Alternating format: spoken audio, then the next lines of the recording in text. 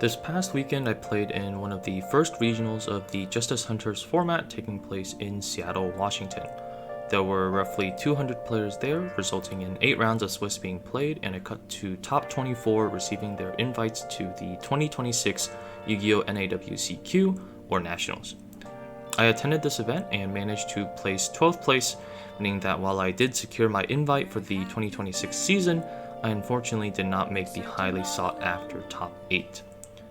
As such, I will not be making a deck profile for the deck that I played, partly because I don't feel its performance warrants it, but also because YCS Vancouver will be taking place in less than 2 weeks from now. Both Brendan and myself will be in attendance, and hopefully at least one of us can bring you all a well-earned deck profile. But in this video, I wanted to give my first impressions on Justice Hunters format after playing in one of the first major tournaments post-Justice Hunters release. I myself ended up choosing to play K9 Vanquish Soul, one of the most highly anticipated decks of this format. This might come as a surprise to some of you, as I was a very prolific Malice content creator months ago, and while I still have Malice in my back pocket, I wanted to try a new deck with the advent of a new format. Let's start with K9 Vanquish Soul. I had always had Vanquish Soul in the back of my mind, even in past formats, partly because Brendan would never shut up about it, but also partly because the design and playstyle of the archetype was incredibly cool in my opinion. Unfortunately, the deck just never seemed to be good enough to compete, at least until the release of Vanquish Soul Holy Su. Even then, I felt that the deck was still lacking in many ways.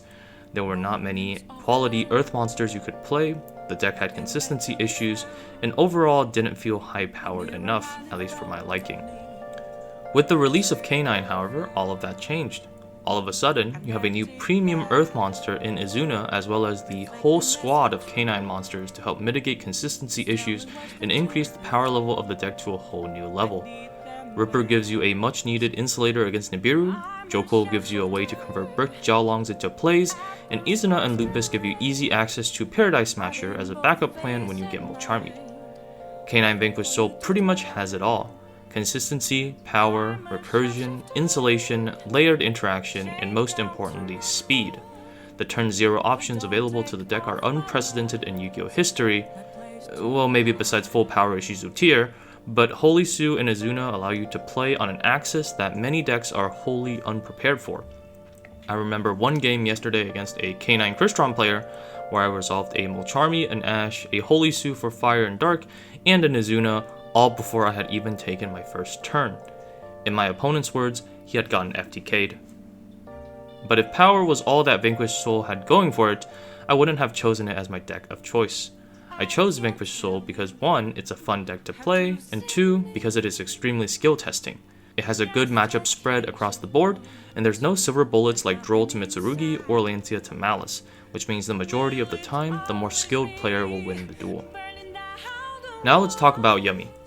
While I don't like the fact that the deck is another one-card combo deck that plays over 18 non-engine, I do think it is at least more fair than Mitsurugi, Raizio, and Malice were. When you didn't draw a silver bullet going second against Mitsurugi, Raizio, or Malice, the games were basically unwinnable. Both decks had N-words so strong and combos so resilient to traditional hand traps that if their combo went uninterrupted, you might as well just surrender on the spot. Board Breakers was simply unviable against either of those decks, making every game into a minigame of did you draw a silver bullet or at the very least a Molcharmi. Yummy boards on the other hand are completely breakable using traditional Board Breakers. Cards like Raigeki, Dark Hole, Dark Ruler No More, and even Pankratops can all be effective at clearing a Yummy board. Though the deck has no silver bullets in the same way Mitsurugi and Malice does, it does have a wider range of counter cards that it is susceptible to. The deck is also laughably bad at going second, folding to any removal on their normal summon, and has very few extenders to continue their combo. To be clear, I would greatly prefer if Yu-Gi-Oh! Started shifting away from one-card combo decks. I think they're not healthy for the game and promote a kind of gameplay that ultimately pushes players away. I'm only saying that, compared to its predecessors, Yummy at least has appropriate weaknesses. Third, we have Draco Tail. I think a lot of people wrote off Draco Tail after it was passed by both Yummy and K9 Vanquish Soul in the OCG, but make no mistake, Draco Tail is not a deck to scoff at. In fact, it took second place at the Seattle Regional, courtesy of King of the Swamp and Red Eye's Dark Dragoon. Shaddoll versions of the deck can also make El Shaddoll Winda a card that can single-handedly end games on its own. Draco Tail has the advantage of being the one deck that people aren't prepared for. Everyone has their eyes on K9 Vanquish Soul, Yummy, and even Mitsurugi and Malice, letting Draco Tail slip under the radar and take games how it does best, by playing low to the ground. As I talked about in my Draco Tail first look video, Draco Tail is resilient to almost every hand trap in the meta. Ash, Droll, Nibiru, Fualos, Perulia, and Impermanence are all mid at best against Draco Tail. In a meta where no one is siding cards like Retaliating Sea and few decks can play Dominus Impulse, Draco Tail will get to execute their gameplay almost wholly unimpeded every game, making it an excellent off-meta choice. Lastly, let's talk about Mitsurugi and Malice. Both decks are still as powerful as they have been in the last format, but the introduction of the Justice Hunters decks have made things more complicated for both of them. For example, Yummy plays in nearly the same way as Malice, one-card combos, high-powered end boards, and high non-engine space in the deck, without the deck's massive weakness to Lancia. The trade-off is that the Yummy end board is less layered and is weaker to more cards, but most players would take that trade to remove the possibility of undeserving losses to silver bullets. As we have seen from Snake Eyes format, when two decks play nearly the same, the deck that is slightly better will end up being significantly more represented, even if both decks are at similar power levels. I suspect that will be the case for Malice in this format. However, there is a big asterisk to this point about Malice, because Malice is only marginally worse than Yummy if everyone is siding silver bullets for Malice, namely Artifact Lancia. If Malice were to decline to such an extent, however, where people decide to remove Artifact Lancia from their side deck, that's when Malice becomes significantly better than Yummy and rise to become a massive meta threat. This reason is why I haven't sold my Malice cards yet, and why I say I'm keeping Malice in my back pocket.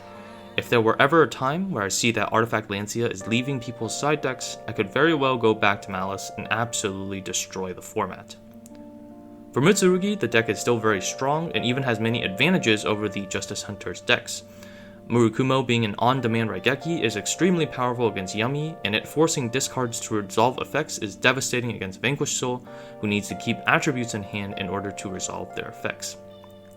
That being said, I think Mitsurugi is suffering from a similar problem that Malice is, which is that it plays very similar to a deck like K9 Vanquish Soul, but is very slightly worse due to its weakness to Droll and Lockbird. While Droll can still hurt K9 Vanquish Soul, its effectiveness is much less pronounced due to cards like Holy Sue and Izuna. And just as before, when two decks play very similarly, the slightly better deck will end up taking the majority of representation. However, just as before, if the meta were to ever progress to a point when Droll is taken out of the side deck, the Mitsurugi suddenly becomes a massive meta threat that no longer has any silver bullets. Whether that will ever happen, only time will tell. There are many other decks that are currently viable, like K9 Crystron and Memento, but I think if you are preparing for an event in Justice Hunters format, the 5 that you need to first account for are the ones that I have mentioned. After you have developed a well thought out plan for these 5, then you can start considering other decks in your side patterns. I hope this video was informative to everyone, and as always, if you enjoyed it, please leave a like and subscribe, and make sure to show your support by leaving a comment or joining our Discord.